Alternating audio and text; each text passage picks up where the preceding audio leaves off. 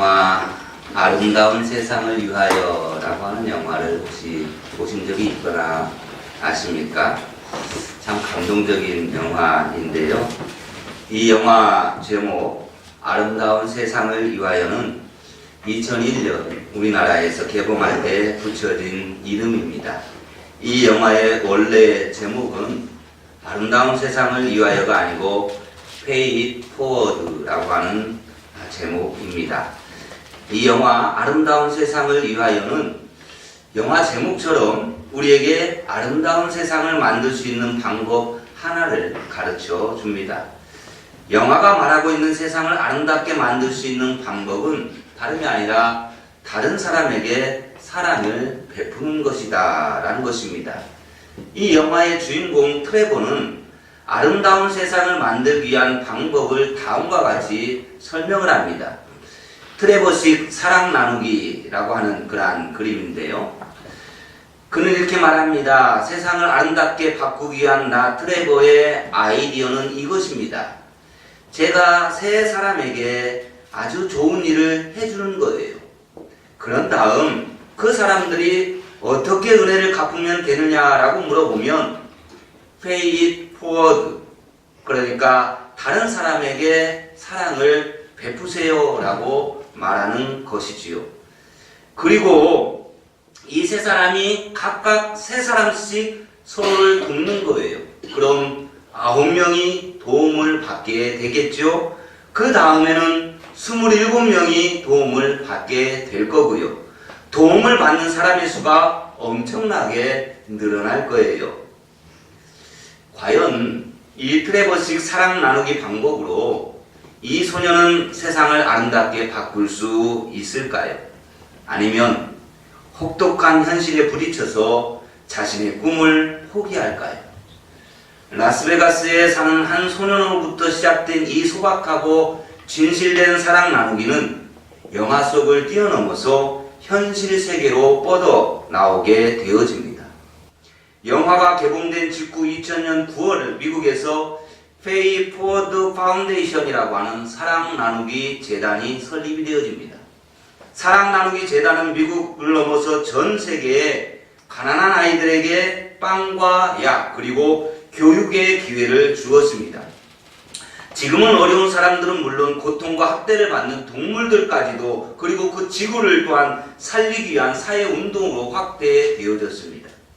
이 아름다운 세상을 위하여는 캐서린 라이언 하이드라고 하는 분이 쓰신 소설 Pay It Forward라고 하는 이 소설의 원작을 두고 만든 영화입니다.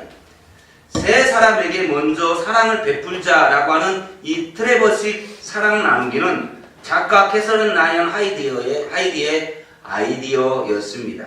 그녀의 작은 아이디어가 이런 엄청난 결과를 가져올지는 아무도 몰랐습니다. 이 작가 캐서린이 사랑 나누기 캠페인을 시작한 계기가 있었는데 언젠가 캐서린은 목숨을 잃을 뻔한 큰 교통사고를 당하게 됩니다. 생사의 갈림길에 있을 때에 이름도 모르는 많은 사람들이 자신의 피를 공급해주고 그 자신하고 전혀 관계도 없음에도 불구하고 수많은 사람들이 자기를 살리기 위하여 도움을 줬습니다. 이 도움을 받은 그 고마운 사랑에 보답하고 싶어서 내가 세상에서 잘하는 일, 내가 세상에서 제일 잘하는 일이 무엇일까 생각하고 글을 쓰는 일이고 그 일로 소설을 하나 썼습니다. 이 소설이 바로 Pay It Forward라고 하는 아름다운 세상을 위하여입니다. 이 트레버식 사랑 나누기는 중학교에 입학한 트레버가 첫 사회 수업 시간에 선생님이 내준 숙제, 우리가 사는 세상을 보다 아름답게 만들기 위해서 우리가 할 수 있는 일은 무엇일까라고 하는 이 숙제의 답으로 제시한 것입니다. 트레버가 다니는 중학교 사회 선생님인 유진 시모넷은 중학교에 입학한 학생들에게 1년 동안 생각하여서 해답을 찾을 수 있는 아주 큰 과제물을 하나 주었습니다. 그것이 바로 세상을 아름답게 만들기 위한 방법을 찾는 일이었습니다. 이런 숙제를 학생들에게 내준 이 유진 선생님의 속마음은 과연 무엇이었을까요? 아무 생각 없이 이렇게 큰 주제로 1년 동안 생각해보고 그 답을 찾아보자라고 하는 숙제를 내주는 선생님은 없을 것입니다. 유진 선생님은 아주 깨끗하고 반듯한 분이었습니다. 유진 선생님의 생활은 물론이고 그가 머무는 곳은 모든 것이 잘 정리정돈되어 있습니다. 집이나 학교에서 사용하는 모든 물건에서부터 주변 사람들까지 정리가 잘 되어 있습니다. 하지만 유진 선생님이 지나칠 정도로 깔끔하게 정리된 삶을 유지하는 이유는 자신의 내면에 아버지로부터 말할 수 없는 아픔이 가득 차 있었기 때문입니다.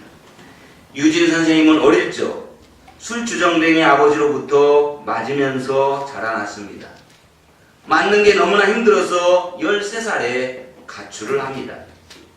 그리고 나이가 좀 더 들어서 다시 집에 돌아와서 여전히 어머니를 때리고 계시는 아버지에게 더 이상 어머니를 때리면 내가 가만두지 않을 거라고 대들었습니다. 그런데 그 말을 들은 술에 취한 아버지가 유진을 강목으로 때리고 차고로 끌고 갔습니다. 그리고는 유진의 몸에 휘발유를 붓고 성냥불을 붙였습니다. 그러면서도 아무런 죄책감도 없이 아주 만족스럽다는 듯이 웃었습니다. 그런 잔인한 행동의 결과 유진은 심한 화상을 입고 죽을 고비를 넘기게 되었고 결국 얼굴은 물론 온몸에 전체 화상이 남게 되어집니다. 유진은 이 과거의 아픈 기억에서 좀처럼 헤어나오지는 못합니다. 그러던 중에 한 여인을 사랑하게 되어집니다. 그러나 또다시 사람으로부터 상처를 받을까봐 두려워서 자신의 감정을 솔직하게 고백하지를 못합니다. 그가 사랑한 여인은 바로 이 트레버의 엄마였습니다. 하지만 트레버가 자신이 내준 숙제를 실천에 옮기는 과정에 유진은 트레버의 엄마와의 진실한 사랑을 꽃피우게 되어집니다. 이 엄마 알리는 남편 없이 혼자 아들 트레버를 키우며 살아갑니다. 그녀는 밤낮으로 일합니다. 두 가지의 직장을 가져서 낮에 직장에 맞춰주면 또다시 저녁에 직장 생활을 하면서 힘들게 삶을 살아갑니다. 그러면서도 아들을 사랑하고 아들을 이해하려고 애씁니다. 하지만 부모와의 의절, 실패한 결혼 생활, 알코올 중독까지 그녀를 힘들게 하는 문제들은 자꾸만 그녀를 지쳐가게 만듭니다. 알리는 아들에게는 자신과 같은 실패한 삶을 물려주지 않기 위해서 필사의 노력을 합니다. 하지만 알리는 그것 때문에 아들과 멀어집니다. 알리는 먹고 사는 게 너무 바빠서 그 자식 하나 잘 교육시키고자 열심히 벌어야 한다고 그래서 아들과 보내는 시간이 점점점 줄어들면서 아들과의 사이가 점점 멀어져 갑니다. 또한 알코올 중독이지만 전 남편으로부터 벗어나지 못한 채 아들을 지키려고 안간힘을 쓰지만 역부족을 느낍니다. 오늘날 우리가 살아가는 모습과 별반 다른 바가 없는 모습인 것 같습니다. 그러던 중에 이 아들이 사랑 나누기 숙제를 하는 가운데 소개시켜준 유진 선생님을 만나면서 진정한 사랑을 찾아가게 되어지고 아울러 어떻게 사는 것이 아들을 진정 보호하는 삶이 되는지를 알게 되어집니다. 주인공 트레버는 사회선생님이 내준 사랑 나누기를 실천하기 위해서 사랑을 나눌 대상을 3명을 먼저 선정을 합니다. 이 트레버가 사랑을 실천하려고 정한 첫 번째 사람은 마약 중독자요 노숙자인 젤이라고 하는 남자였습니다. 그리고 두 번째 사랑을 실천할 대상은 사회선생님인 유진 시모색과 자기 엄마였습니다. 그리고 세 번째 그가 선정한 사랑을 실천할 대상은 너무 약하고 늘 따돌림을 당해서 나쁜 친구들에게 늘 놀림감이 되어지고 매맞는 학교 친구 아담이었습니다. 트레버는 최선을 다하여 이 세 사람을 돕기 위해서 애를 쓰지만 이 트레버의 순수한 생각만큼 사랑을 실천하는 일은 그리 만만하지 않았습니다. 불완전한 세상을 변화시키려는 그의 용기와 노력은 번번이 좌절되고 실패로 돌아가는 것처럼 보였습니다. 하지만 놀랍게도 이 노숙자 제리와 엄마를 통해서 이 작은 사랑의 나눔이 점차 꼬리에 꼬리를 물고 늘어나기 시작을 합니다. 대단한 궁금증을 가진 한 기자를 통해서 트레버의 사랑 나누기 이야기가 세상의 실체가 드러나게 되어지면서 트레버는 학교 교실에서 인터뷰를 하게 되어집니다. 하지만 트레버는 거기에서 이렇게 말합니다. 내 사랑 나누기 계획은 계획에 불과했을 뿐 어느 것 하나 성공한 것이 없다라고 말하며 아쉬움을 털어놓습니다. 그리고 집으로 돌아가는 길에 여전히 나쁜 친구들에게 집단 구타를 당하고 있는 그 친구 아담을 보게 됩니다. 그래서 트레버는 자전거를 타고 그 나쁜 친구들에게 돌진합니다. 그러나 안타깝게도 이 트레버는 나쁜 친구들에게 도리어 매를 맞고 급기야 한 친구의 칼에 찔려서 세상을 떠나고 맙니다.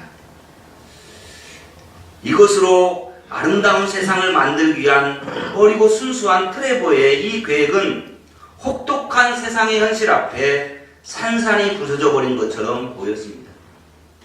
그런데 이 영화는 여기에서부터 진정한 트레버식 사랑 나누기의 모습을 보여줍니다. 이 안타까운 소문을 들은 한 미국의 방송이 이 소년의 안타까운 죽음을 보도하게 되어지고 이 사랑 나누기 운동이 본격적으로 시작할 수 있게 되어집니다.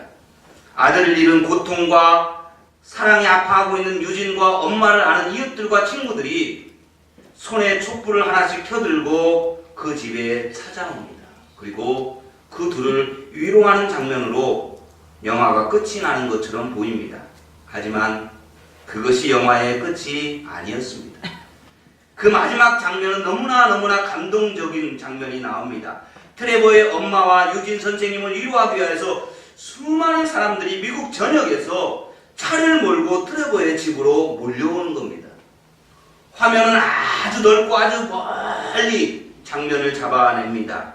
그런데 화면 저 끝들이까지 꼬리에 꼬리를 문 차들이 끝이 보이지 않을 정도로 길게 늘어서 있습니다. 트레버의 집이 유진 선생님과 엄마 알린을 위로하러 온 수많은 사람들의 촛불로 인해서 환하게 밝아집니다. 그리고 아들과 제자를 잃고 슬픔에 빠져 있었던 트레버의 어머니와 유진 선생님의 마음도 밝아집니다. 사람들이 켜들은 작은 촛불들이 모여서 밝은 빛이 되듯이 이 트레버의 작은 사랑 나누기를 통해서 지금도 수많은 사람들에게 사랑이 전해지고 있습니다. 그렇게 많은 사람들이 트레버의 죽음을 가슴 아파했던 이유가 과연 무엇일까요? 그 먼 길을 마다하지 아니하고 트레버의 집으로 사람들이 꼬리에 꼬리를 물고 찾아오는 이유가 무엇일까요? 어린 중학교 1학년에 불과하지만 트레버가 나눈 그 사랑이 너무나 아름다웠기 때문입니다. 자신의 목숨까지 버리면서 어려운 친구를 도와주려는 그 마음이 너무 귀했기 때문입니다. 사람들은 모두 다 서로 사랑합니다. 많은 사람들이 사랑을 실천하면서 삶을 살아갑니다. 우리도 서로 사랑하면서 삽니다. 그렇지만 많은 사람들이 말하는 그 사랑 나누기, 우리가 하고 있는 사랑은 트레버가 나눈 사랑과는 다릅니다. 많은 사람들은 먼저 사랑하지 않습니다. 많은 사람들은 받은 만큼 사랑을 되돌려 주는 겁니다. 이것을 영어로 페이백이라고 합니다. 하지만 트레버의 사랑 나누기는 영화 제목 그대로 pay forward입니다. 네가 먼저 대가 없이 사랑하라 라는 것입니다. 누가 나를 먼저 사랑해주지 않아도 상관없다라는 겁니다. 내가 먼저 사랑하면 된다라는 거예요.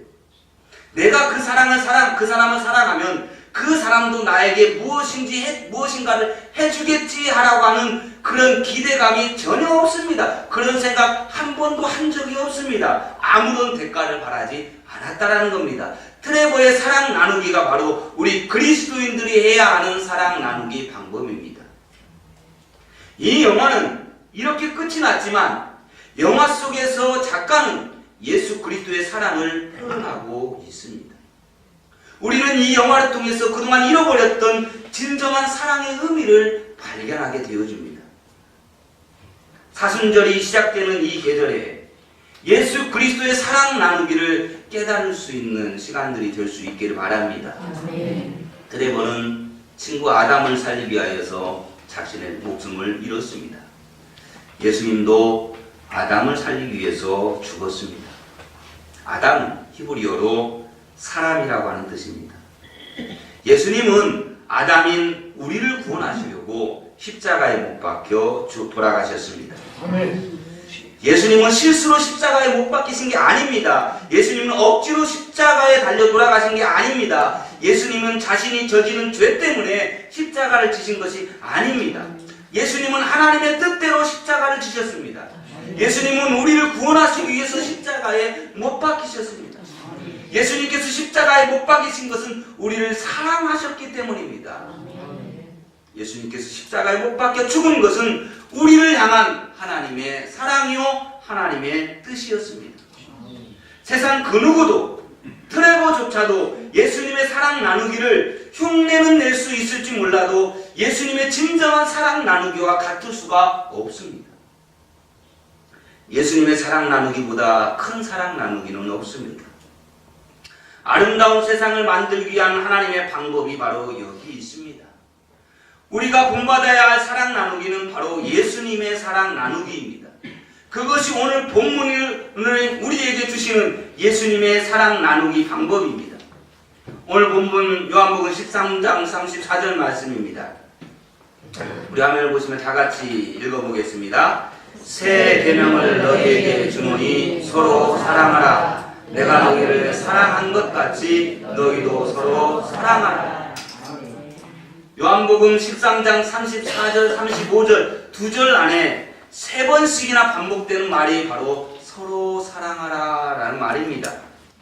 예수님께서 세상을 떠나가시기 전에, 예수님께서 십자가 지시기 전에 마지막으로 제자들과 식사하시면서 남기신 유언과 같은 말씀이 서로 사랑하라 라는 말씀입니다. 여기서 말하는 서로라고 하는 이 말은 이치하더가 아니라 원 어너더라는 뜻입니다. 이 말은 뭐냐면 예수님께서 말씀하신 사랑인 것은 아내와 남편, 부모와 자녀와 같이 서로 잘 알고 있는 두 사람을 사랑하라는 것이 아닙니다. 예수님이 말씀하신 서로라고 하는 이 단어는 세 사람 이상을 의미하고 있는 겁니다. 다시 말하면 그것도 내가 잘 알고 있는 사람 세 사람, 그 사람을 사랑하라는 말이 아니고 네가 잘 모르고 있는 사람 세 사람 이상을 사랑하라라고 하는 의미입니다. 내가 사랑하고 싶은 사람, 내 마음에 쏙 드는 사람을 사랑하는 거 귀한 일이지요. 나의 가족, 나의 친구들을 사랑하는 것도 귀한 일입니다. 하지만 예수님은 우리에게 사랑할 대상의 범위를 좀 넓히라라고 말씀하고 있습니다.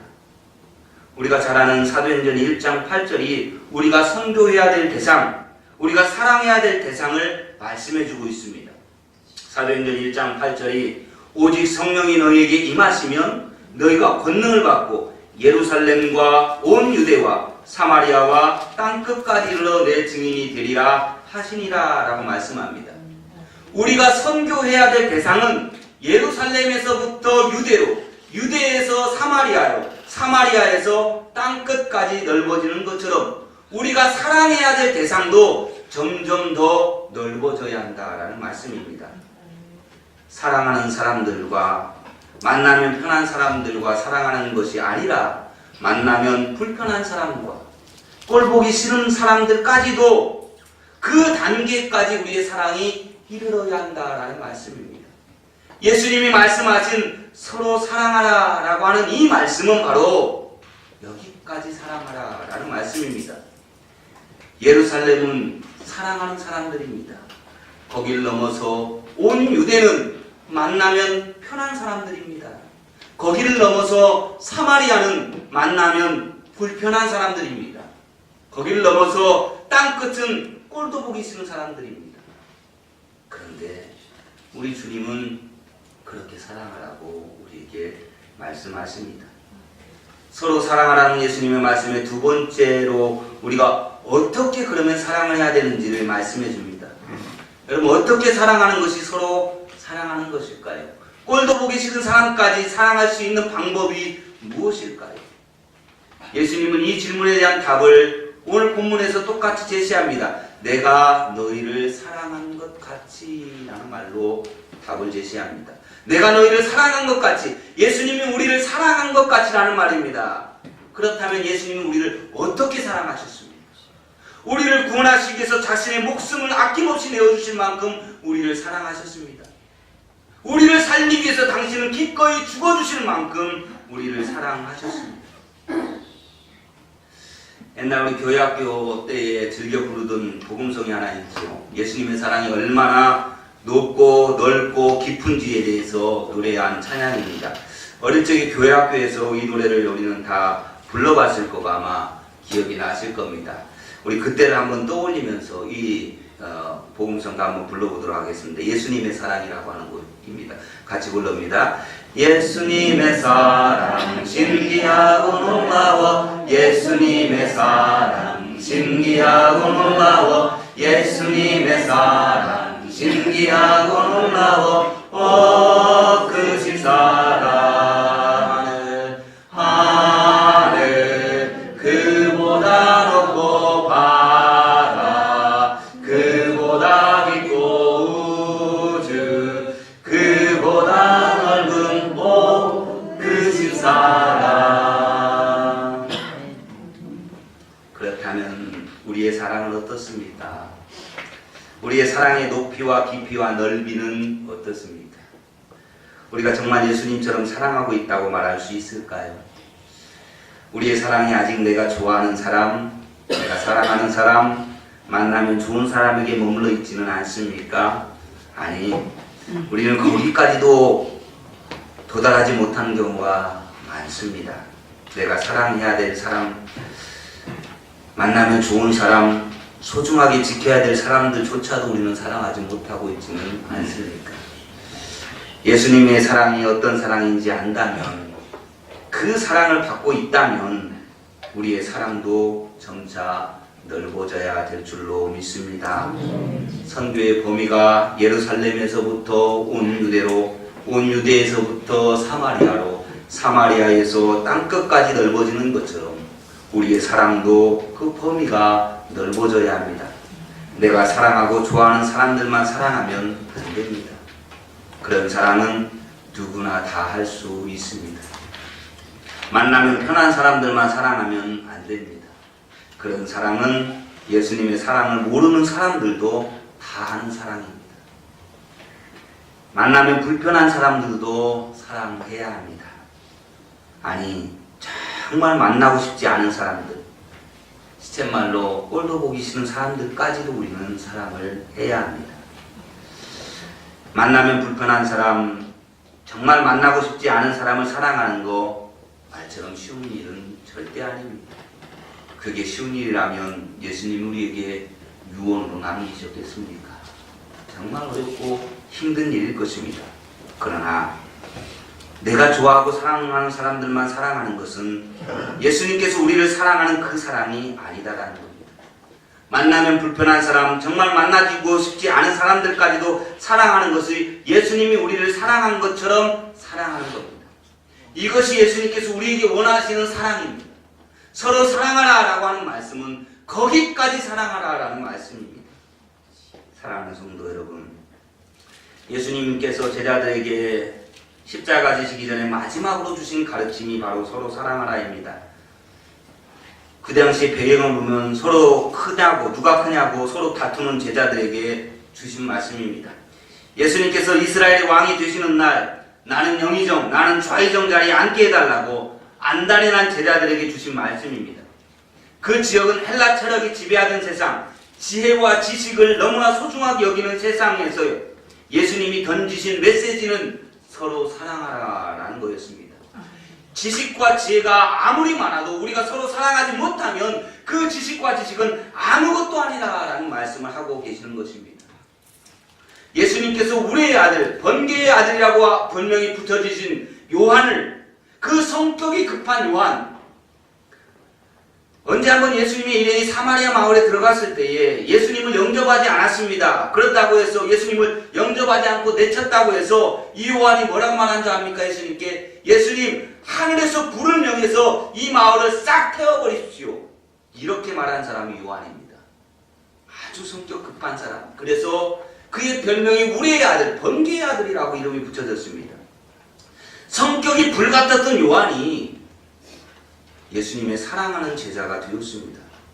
자기밖에 몰랐던 요한이 우리를 향해서 서로 사랑하라고 외치고 있습니다.